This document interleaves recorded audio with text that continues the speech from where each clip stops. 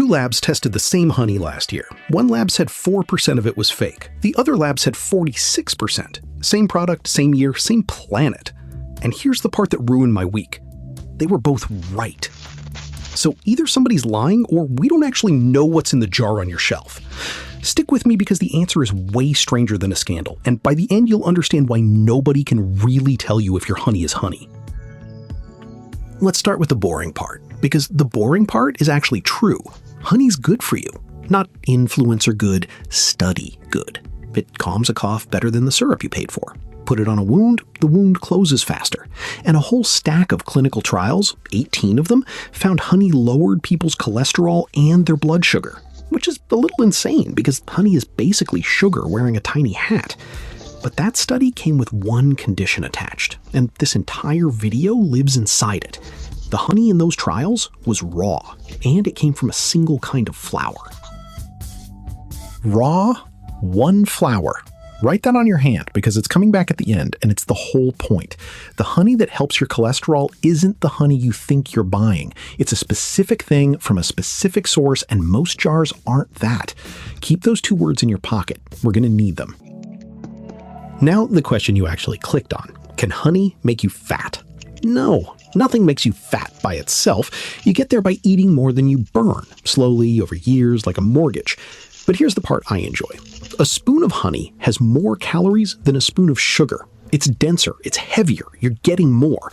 So when you swap sugar for honey in your coffee because honey is natural, mi hermano, you did not do the thing you thought you did. The honey can't make you fat, but believing it's health food absolutely can. Quick one. Teeth. Sugar rots your teeth. Honey is sugar, so honey rots your teeth. Case closed, everyone go home. Except, honey also kills the exact bacteria that cause cavities. It makes hydrogen peroxide right there in your mouth. It's a tiny, sticky disinfectant. So is honey good for your teeth? No. It still turns your mouth acidic, same as sugar, and in every study it loses to actual mouthwash. Do not brush your teeth with honey. I shouldn't have to say that. I'm saying it anyway. Back to those two labs. America tested its honey and almost none of it was fake. 4%. Turkey, clean. India, clean. Mexico, clean. Then Europe tested its honey and flagged 46% as suspicious. Rice syrup, beet syrup, wheat syrup. So who's lying here? Nobody. Nadie. And this is exactly where my brain fell out of my head. Because the two labs weren't measuring the same thing. They were using two different tests, and one of them was looking for something the other one literally cannot see. Here's the trick. The American test looks at carbon. Different plants build their sugar with slightly different carbon. So if somebody hides corn syrup or cane syrup in a jar, the carbon snitches. Caught. But rice, beet, and wheat, those plants build their sugar the other way. The American test can't see them. Not sometimes misses, cannot see them. It's chemically blind to the exact three syrups Europe kept finding. And the people faking honey know that. That's why they switched. The FDA even admits it right in the report, in a little paragraph near the bottom, like a man mumbling. So fine, build a better test. And they did, a gorgeous one. It reads the entire molecular fingerprint of the whole jar, not just the carbon. Everything that's in there shows up. This is the gold standard, the expensive one, the test that should end the argument for good. For a minute, it felt like the good guys had won. And then somebody in China opened a factory.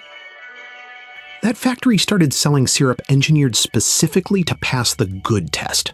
German journalists went and bought some, hidden camera rolling. They asked the supplier straight up, does this really beat the test? And the guy said yes. So the journalist took it home, mixed it into real honey, and ran the gold standard, the expensive one. And the test looked at their fake jar and said, authentic honey.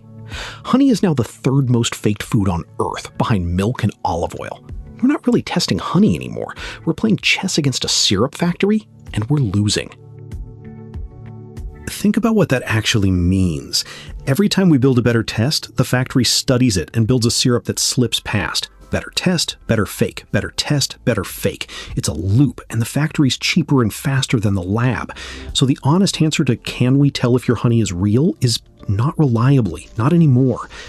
Which brings us back to those two words you wrote on your hand. So back to the beginning. Honey lowers your cholesterol if it's raw and if it came from one flower. And nobody with any test we've got right now can reliably prove the jar in your kitchen is either of those things. So, is honey healthy? That's not a health question anymore. It's a chemistry question. And chemistry is losing. Except in one place. When the Soviet Union collapsed, Cuba couldn't afford pesticides. Couldn't buy them, couldn't make them, couldn't get them. So the bees just kept going, out in fields with nothing sprayed on them, because nobody could afford to spray anything. And today, Cuban honey is some of the purest on the planet. Not because of regulation, because of poverty. The one honey nobody has to test came from the one country that couldn't afford to ruin it. So buy local. Buy from somebody who's annoying about their bees. That's the whole answer. Took 5 minutes.